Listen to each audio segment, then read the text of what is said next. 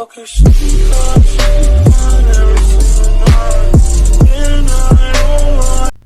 guys, welcome back to my channel.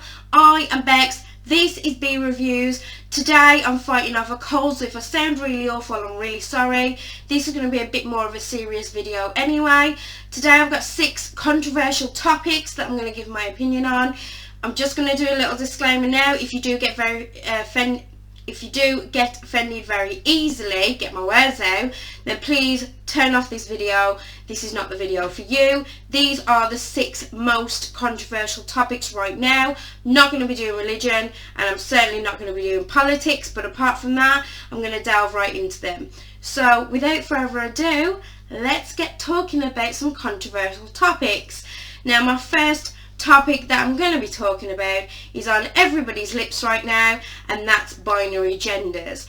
Now, for me, binary genders means, I don't know a lot about it because obviously I'm not in that category. I do associate myself as being a woman, always have, always will. However, binary genders to me says that you have the right to choose what gender you are, and I completely agree with that. I agree with transsexuals, transgendered. I have friends that are transgendered. I'll get my words out. However, I do not agree with the amount of genders right now there are. 100 genders is ridiculous. There's no need for all these subcategories. You're a man, you're a woman. If you're born a man and therefore you think that you're a woman, you change to being a woman. That's fine, that's perfect. However, I don't agree with teaching children, which is what is going on at the moment. I have seen this all over the news reports that children are now being taught at a very young age about binary genders and given a list of 100 genders to learn. And for me, that's wrong. That's the part of it that I don't understand. I don't understand why such young children are being taught that you can be a man or a woman on whatever day that you decide that you want to be a man or a woman. So for me, choosing your gender is something that you can do on a later stage of life after a certain age. 13, 14, 15, teenage. I'm sure at that point, as I say, I don't know a lot about it, but I do know that at that point you are well in your brain, you're going through puberty, and you know what gender you would like to be and how you feel in your mind. But as far as I'm concerned, teaching young primary school children that they can be whatever they like on a daily basis and they can choose from point to point is just not really something that should be going on. Also, how are we going to take a census? I have discussed this with many people, and for me, how we're going to take a census is each day somebody's changing from girl to boy. That's just not really something that anyone is used to, and I don't think society is used to. I know society has come a long way. There was a lot of homophobia back in the day. Everybody's a little bit more desensitised to the whole thing now. I think for me, people have the right to choose. If you want to be gay, straight, bi, that's fine, that's sexuality, that's in a different category.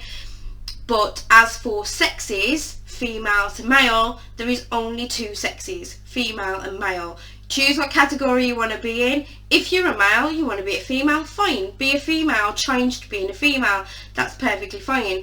But it's not always as simple as that. I know you do have people who are pre-op, and we're not talking about that. We're talking about teaching children that there are 100 different sexes.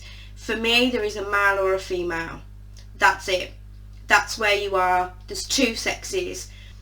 So whether I'm wrong or right is obviously my opinion.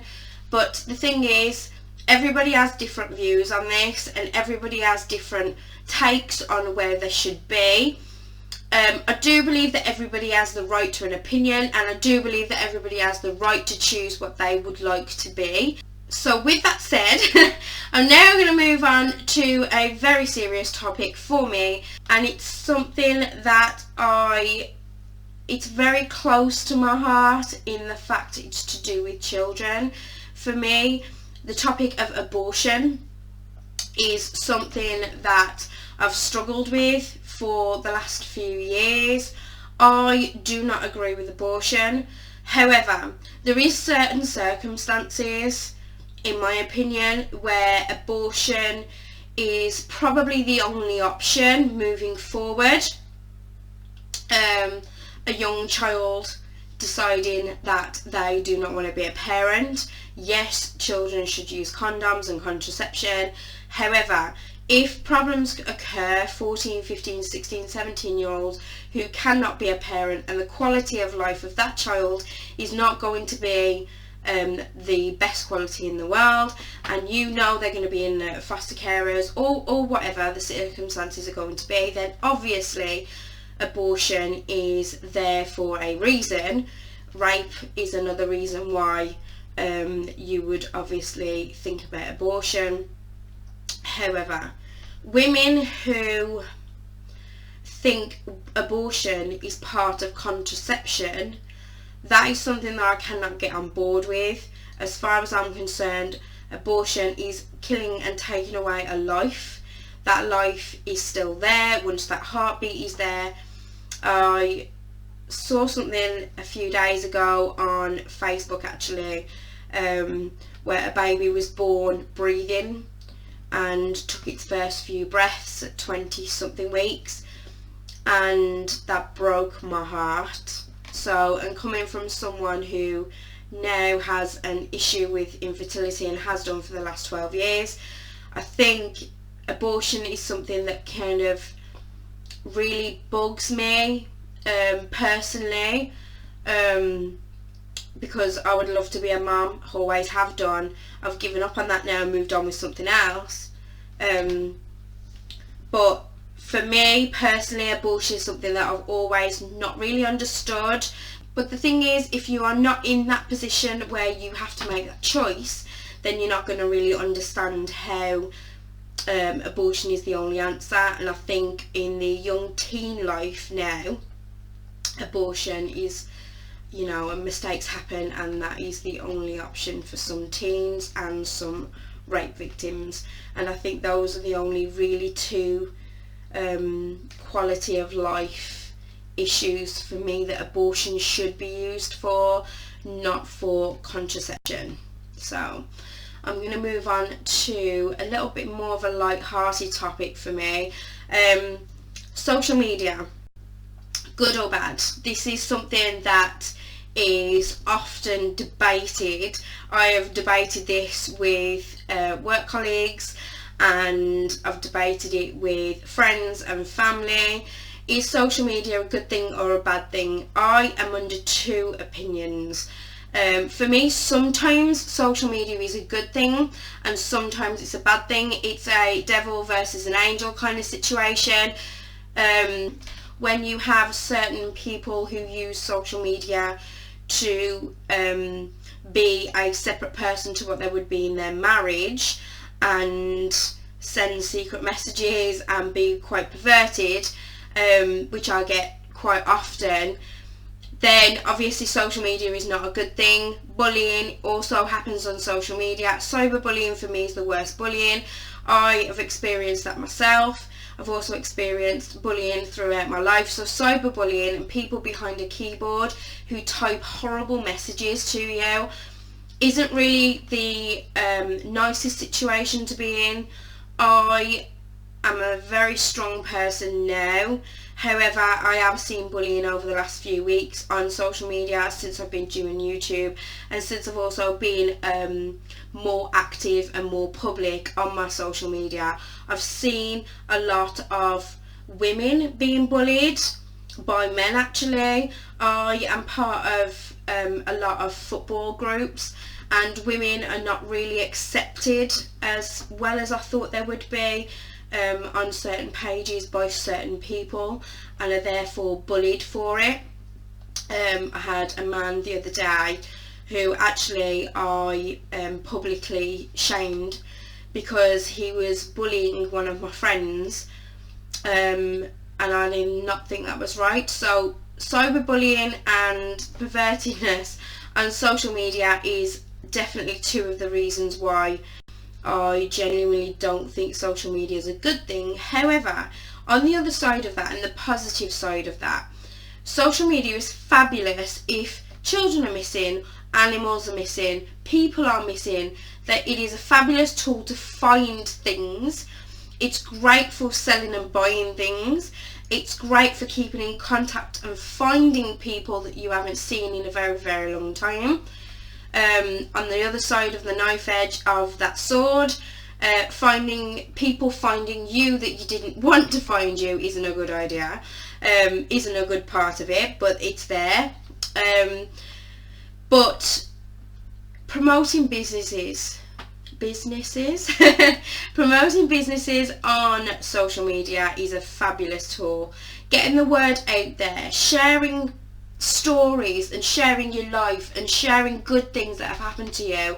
I've recently passed my theory test and I'm moving on to my practical test, and the love and support that I got from people just for that alone, as well as starting up my YouTube channel, the love and support I've got for that has been fabulous, and I'm very, very, very grateful for the comments and messages and views and people for watching my videos, and and people who have supported me for anything that I'm doing in my life. I'm very grateful for that also.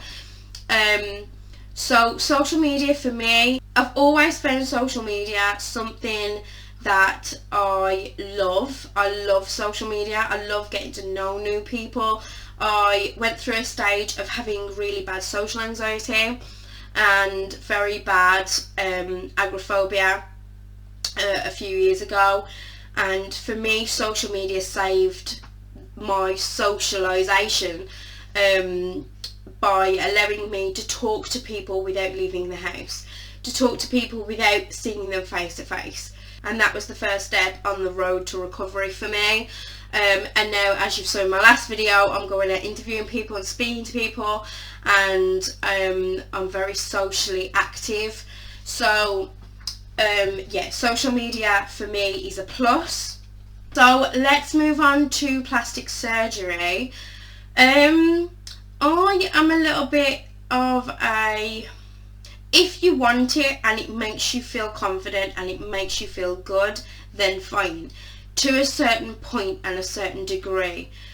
If you start looking like you are plastic, like you are a Barbie, then you've gone too far. But from my point of view, and from me and for my skin, I am quite happy to age gracefully. I'm 31 now, and I don't think I'll ever get plastic surgery. One, because I begrudge paying that amount of money for a procedure that you have to keep repeatedly doing, and two, because I don't really want to mess up my face. I'm quite happy with my face the way it is. I understand that plastic surgery is necessary in things like burn victims or scars or that sort of thing, and I get that, and I get why people do it for confidence as well. Like if you have a bump in your nose and it makes you feel unconfident, then that's fine. I do, all power to you. I personally wouldn't be able to put myself through that pain, I don't think. So plastic surgery is not something that I really want to do, and also I'm quite expressive, so Botox even wouldn't be something that I'd want to do.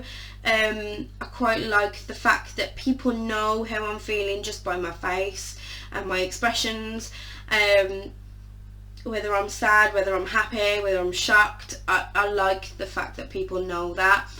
So plastic surgery is not something that I'm into or will ever be into, but all power to people that go through the pain to build up their confidence. So now let's move on to the penultimate subject, animal testing. I am a huge fan of animals. I love animals. I've created a little wildlife sanctuary in my garden where I've got rabbits and hedgehogs and all sorts. I have a dog, guinea pig, fish, love them all. If I could have more, I would definitely have more. Do I agree with animal testing? Absolutely not. Absolutely not. Under no circumstances, under none at all, should any animal ever go through being tested and poked and prodded with needles and chemicals no, absolutely not. There's just no knife edge for me. There's no ifs or maybes or buts. Not at all. Should any animal testing ever happen, and if that could be abolished, I would happily endorse that. Yeah, no. There's no. I can't even think of a positive for animal testing. Normally I have kind of a good and a bad situation, but I can't even think of a positive. So for me, absolutely not. So I'm going to quickly and swiftly move on to my next and final subject. This is one that's been debated for years since it got abolished, which is capital punishment. Capital punishment is, if for anyone who doesn't know, capital punishment basically means death as a punishment for a serious crime. Controversially, I agree with capital punishment, and I do think it should come back. However, I don't think it should be used lightly. I do think it should be a last resort to murder, paedophilia, rapists, that sort of thing. Those sorts of people who do that repeatedly, go to prison, come out and do the same thing again, for me should not be allowed, one, out of prison ever again, and two, don't deserve to be in the same vicinity and on the same earth as good people who make mistakes. Obviously we're not all perfect, but I do not believe that they should be allowed to come out of prison to then go and ruin some other child's life, or some other family's life by murder. So in my opinion, capital punishment should be used as a very, very last resort for repeat offenders of rape, paedophilia and murder, and I don't think there's anything worse than that. So yes, I agree with capital punishment, but only to a certain extent. So I am gonna leave it there. As you know, I am a huge Wolves fan, and we beat Man City today 2-0, so I'm very, very excited about that. So we'll leave it on a positive note. So I'm going to leave it to some of the players to ask you to subscribe. Please do that before you leave. Like and comment and ring that bell as well. Subscribe. Subscribe to Read Reviews. Thank you. Subscribe to B Reviews. Subscribe to B Reviews. Thank you. And I will see you on the next one. Bye.